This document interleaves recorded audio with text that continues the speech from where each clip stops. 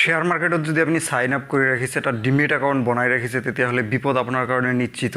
জেৰ'দা, Upstox, Angel Broking, ওৱান পইচা, এই চাৰিওটা কোম্পানীয়ে কিছুদিন আগলৈকে আপোনাৰ চাইন আপ কৰিলে 500 টকাকৈ এটা ভাউচাৰ তেওঁলোকে ফ্ৰী দিছিল। আপুনিও যদি সেই সময়ত কৰি ৰাখিছে, তেতিয়াহ'লে আপোনাৰ কাৰণে বিপদ নিশ্চিত। ভিডিঅ'টো আপুনি কমপ্লিট চাব। আপোনাৰ কাৰণে কি বিপদ হ'ব পাৰে? আপুনি যেতিয়া চাইন আপ কৰিছিল, আপুনি এটা একাউণ্ট বনাইছিল, ডিমেট একাউণ্ট বনাইছিল। সেই ডিমেট একাউণ্টটো বনোৱাটো আপোনাৰ কাৰণে ফ্ৰী আছিল, কিন্তু এই ডিমেট একাউণ্টটো যেতিয়া 1 বছৰ পুৰণা হ'ব, তেতিয়া আপুনি সেই কোম্পানীটোক এটা মেইনটেনেঞ্চ চাৰ্জ দিব লাগিব। এবছৰৰ মেইনটেনেঞ্চৰ কাৰণে এটা চাৰ্জ দিব লাগিব। চাৰ্জটো হয় আপোনাৰ 400, 500, 600, 700, কোম্পানী ভেদে ভেদে বেলেগ হ'ব পাৰে। আপুনি যদি 3টা কোম্পানীতে আপুনি চাইন আপ কৰি ৰাখিছিল, আপুনি সেই সময়ত 500-500কৈ ভাউচাৰ নিশ্চয় পাইছিল, কিন্তু আপুনি 1 বছৰ কমপ্লিট হোৱাৰ লগে লগে প্ৰত্যেকটো কোম্পানীত আপুনি এনুৱেল মেইনটেনেঞ্চ হিচাপে 500-600কৈ আপুনি টকা দিব লাগিব।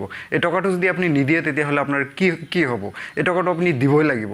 কথাটো আপুনি বুজিবলৈ চেষ্টা কৰক। এই টকাটো যদি আপুনি নিদিয়ে, তেতিয়াহ'লে আপুনি চাইন আপ কৰিছে পেন কাৰ্ডৰ জৰিয়তে দি, আপুনি ভেৰিফিকেশ্যন কৰিছে আধাৰ কাৰ্ডৰ জৰিয়তে দি। আপুনি যদি এই টকাখিনি নিদিয়ে, তেতিয়াহ'লে এই টকাখিনি আপোনাৰ ডিউ হৈ থাকিব, আৰু এই ডিউটো আপোনাৰ পেন কাৰ্ডত ডিউ হৈ থাকিব। আপুনি যদি টকাটো নিদিয়ে 1 বছৰ, তেতিয়াহ'লে আপোনাৰ এই টকাখিনিতো আপুনি দিবই লাগিব। যদি নিদিয়ে আপুনি, তেতিয়া আপোনাৰ এটা পেনাল্টি লগাব কোম্পানীয়ে। পেনাল্টি লগাব আপোনাৰ 18%। ধৰক আপোনাৰ 500 টকা এটা এনুৱেল মেইনটেনেঞ্চৰ টকা আপুনি দিব লাগে। আপুনি 1 বছৰ দিয়া নাই, 1 বছৰ পিছত কোম্পানীয়ে কি কৰিব? আপোনাৰ ওপৰত পেনাল্টি লগাই দিব, 1-1.5 মান টকা আৰু পেনাল্টি লগাই দিব।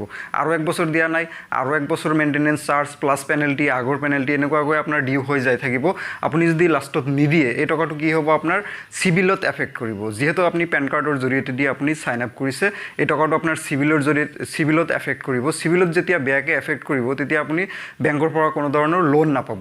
এইটো হ'ল প্ৰথম আপোনাৰ কাৰণে অসুবিধা হ'ব পাৰে। দ্বিতীয় অসুবিধাটো হ'ল যে আপুনি যেতিয়া এইটো চাইন আপ কৰিছে, চাইন আপ কৰাৰ সময়ত আপুনি পেন কাৰ্ডৰ জৰিয়তে চাইন আপ কৰি এটা টাৰ্মছ এণ্ড কণ্ডিশ্যন আপুনি এগ্ৰিড কৰিছে যে আপুনি প্ৰত্যেকটো কোম্পানীৰ প্ৰত্যেকটো ৰুলছ এণ্ড ৰেগুলেশ্যন মানি চলিব, আৰু তাৰোপৰি আপুনি এনুৱেল মেইনটেনেঞ্চ যিটো, সেইটো আপুনি কোম্পানীক দিব বুলি আপুনি টাৰ্মছ এণ্ড কণ্ডিশ্যনত এগ্ৰিড কৰিছে। আপুনি যদি নিদিয়ে টকাখিনি, তেতিয়াহ'লে এওঁলোকে আপোনাৰ একাউণ্টত আহি টকাটো ল'ব পাৰিব।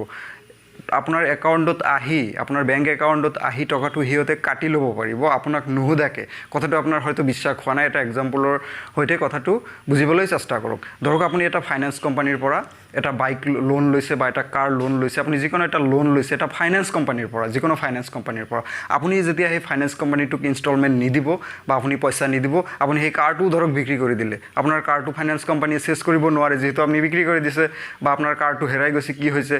কিন্তু আপোনাৰ টকাটো ফাইনেন্স কোম্পানী ক'ৰ পৰা ল'ব? যেতিয়া আপোনাৰ একাউণ্ট, ষ্টেট বেংকত এটা একাউণ্ট থাকিব বা বেলেগ বেংকত আপোনাৰ যেতিয়া একাউণ্ট থাকিব, সেই একাউণ্টৰ পৰা সিহঁতে আহি কি কৰিব? টকাটো কাটি ল'ব। সিহঁতে একাউণ্টত কি কৰিব? এটা এপ্লিকেশ্যন লগাই দিব, ECS বুলি এটা এপ্লিকেশ্যন লগাই দিব। এটা ৱাৰ্ড মনত ৰাখিব, ECS, ইলেক্ট্ৰনিক কেছ ছেটেলমেণ্ট।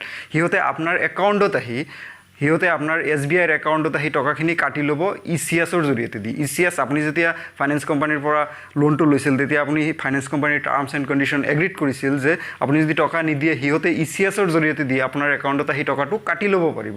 ঠিক তেনেকুৱাকৈ যদি ফাইনেন্স কোম্পানীয়ে আপোনাৰ বেংকত আহি ECSৰ জৰিয়তে দি টকা উঠাই ল'ব পাৰে, ঠিক তেনেকুৱাকৈ আপুনি যেতিয়া এই এঞ্জেল ব্ৰকিং, জেৰ'দা, 5 পইচা বা আপোনাৰ আপ ষ্টকছ, এই কোম্পানীবিলাকত যেতিয়া আপুনি চাইন আপ কৰি ডিমেট একাউণ্ট বনাইছে, ঠিক সেই সময়ত আপুনি টাৰ্মছ এণ্ড কণ্ডিশ্যন এগ্ৰিড কৰিছে যে আপোনাৰ যদি পইচাটো নিদিয়ে, এনুৱেল মেইনটেনেঞ্চৰ যিটো পইচা প্ৰত্যেক বছৰে বছৰে দি থাকিব লাগিব আপোনাৰ একাউণ্টটো মেইনটেইন কৰাৰ কাৰণে।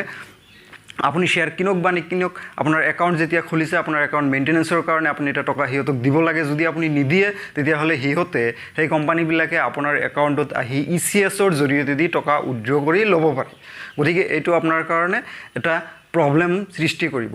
এতিয়া আৰু এটা প্ৰব্লেম হৈছে আপোনাৰ কাৰণে, আপুনি চাইন আপটোতো 2 মিনিটত কৰি লৈছে, মোবাইলত জৰিয়তে 2 মিনিটত, 5 মিনিটত আপুনি যিকোনো কোম্পানীৰ চাইন আপটো কৰি লৈছে। এতিয়া আপুনি চাইন আপটো আপুনি ডিএক্টিভেট কৰিব নোৱাৰে। আপুনি অনলাইনৰ জৰিয়তে দি এইটো ডিএক্টিভেট কৰাৰ কোনো ব্যৱস্থা নাই। মোৰ কথাটো হয়তো যদি আপোনাৰ বিশ্বাস হোৱা নাই, তেতিয়াহ'লে আজিয়ে আপুনি কোম্পানীবিলাকত ফোন কৰক। ফোন কৰি আপুনি কোম্পানীবিলাকক সোধক যে এই একাউণ্টটো মোৰ যিটো ষ্টক মাৰ্কেটত যিটো আপুনি ডিমেট একাউণ্ট খুলিছিল, সেই ডিমেটটো আপুনি আজি ডিএক্টিভেট কৰিব বিচাৰে, বা আপোনাক ডিএক্টিভেট কৰাৰ কাৰণে আপুনি অনুৰোধ এটা জনাওক। যদি আপুনি অনলাইনত কৰিব পাৰে, তেতিয়াহ'লে মোক জনাব।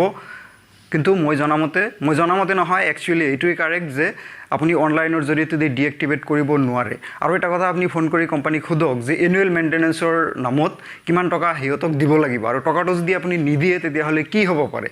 মই আগতেই কৈ দিছোঁ ভিডিঅ'ত যে আপুনি এনুৱেল মেইনটেনেঞ্চৰ যিটো 500-600কৈ টকা প্ৰত্যেকটো কোম্পানীক আপুনি দিব লাগিব। যদি আপুনি নিদিয়ে, এই টকাটো আপোনাৰ সিহঁতে পেনাল্টি লগাব, এই টকাও আৰু পেনাল্টি। প্ৰত্যেক বছৰে যিমান দিন আপুনি একাউণ্টটো ডিএক্টিভেট নকৰিব সিমান দিনে আপুনি এই টকাখিনি আপোনাৰ চাৰ্জ হৈ যাই থাকিব আৰু এইটো এটা পেনাল্টি হৈ যাই থাকিব আৰু এইটো পেন কাৰ্ডত ডিউ হৈ থাকিব। আপুনি যেতিয়া টকাখিনি নিদিব তেতিয়াহ'লে সিহঁতে কি কৰিব, আপোনাৰ চিভিলটো বেয়াকৈ এফেক্ট কৰি দিব, আপুনি কোনো ধৰণৰ লোন নাপাব। যেতিয়াই কোনো লোনৰ কাৰণে যাব তেতিয়া আপোনাৰ চিভিলটো একেবাৰে বেয়া থাকিব। আৰু কালি ধৰক চৰকাৰে যদি এনেকুৱা এটা পলিচি আনাটো খাটাং, কিন্তু যে যাৰ চিভিল বেয়া সিহঁতক ৰেচন কাৰ্ডো দিয়া নহ'ব, যিহেতু যাৰ চিভিল বেয়া সিহঁতে আপোনাৰ চাকৰিত এপ্লাই কৰিব নোৱাৰে।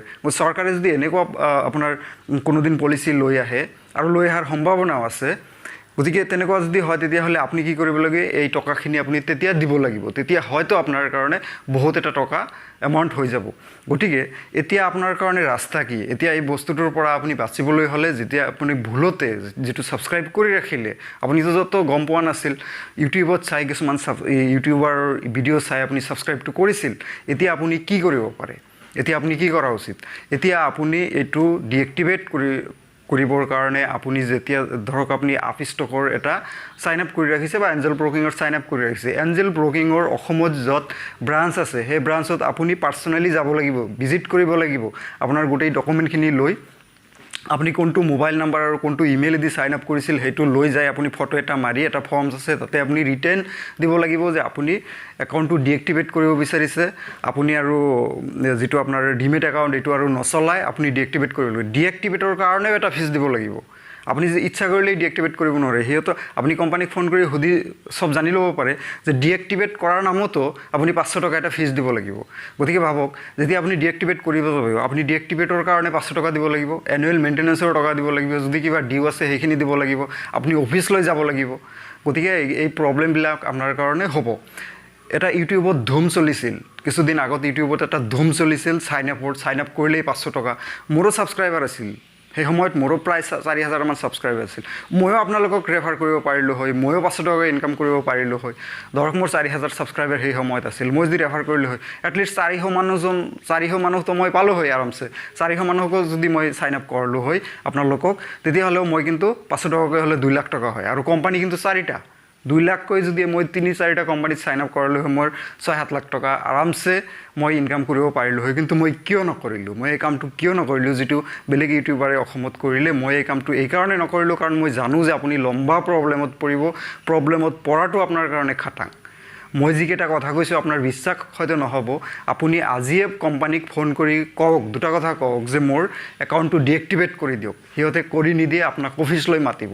আৰু এটা কথা সোধক যে ডিএক্টিভেটৰ কাৰণে কিবা ফিজ আছে নেকি, এইটো আপুনি ক্লিয়াৰ হৈ যাব যে ডিএক্টিভেটৰ কাৰণে 500 টকা ফিজ দিব লাগিব। আৰু আপুনি কওক যে এনুৱেল মেইনটেনেন্সৰ কিবা ফিজ আছে নেকি, সিহঁতে আপোনাক ক্লিয়াৰ কৈ দিব যে 500 টকা আপুনি ফিজ দিব লাগিব। আপুনি এইটো সোধক কোম্পানীক যে যদি আমি এই ফিজবিলাক নিদিওঁ, আমি যদি ডিএক্টিভেট নকৰোঁ তেতিয়াহ'লে ভৱিষ্যত আমাৰ কি হ'ব। কোম্পানীয়ে আপোনাক মই যিখিনি কথা কৈছোঁ এই গোটেই কথাখিনি আপোনাক খুব ধুনীয়াকৈ আপোনালোকক বুজাই দিব। গতিকে এই যে আপোনালোকে ভুল কৰি যিটো ইউটিউবৰ ভিডিঅ' চাই আপোনালোকে যিটো ছাবস্ক্ৰাইব কৰিলে, গতিকে মই কিন্তু এই কামটো আপোনালোকক কৰা নাছিলোঁ, কাৰণ মই জানো যে আপোনালোক বিপদত পৰিব। যদি আপোনালোকে তেনেকুৱা চাইন আপ কৰি ৰাখিছে, আপুনি প্ৰত্যেকটো কোম্পানীৰ গুৱাহাটীত ব্ৰাঞ্চ আছে, ব্ৰাঞ্চত যাই আপোনালোকে ৰিটাৰ্ণ দি আপোনালোকে ডিএক্টিভেট কৰাই লওক, নহ'লে আপোনাৰ প্ৰব্লেম নিশ্চিত। মোৰ চেনেলটো যদি আপুনি ছাবস্ক্ৰাইব কৰা নাই, নতুন আহিছে চেনেলটো ছাবস্ক্ৰাইব কৰিব। ধন্যবাদ।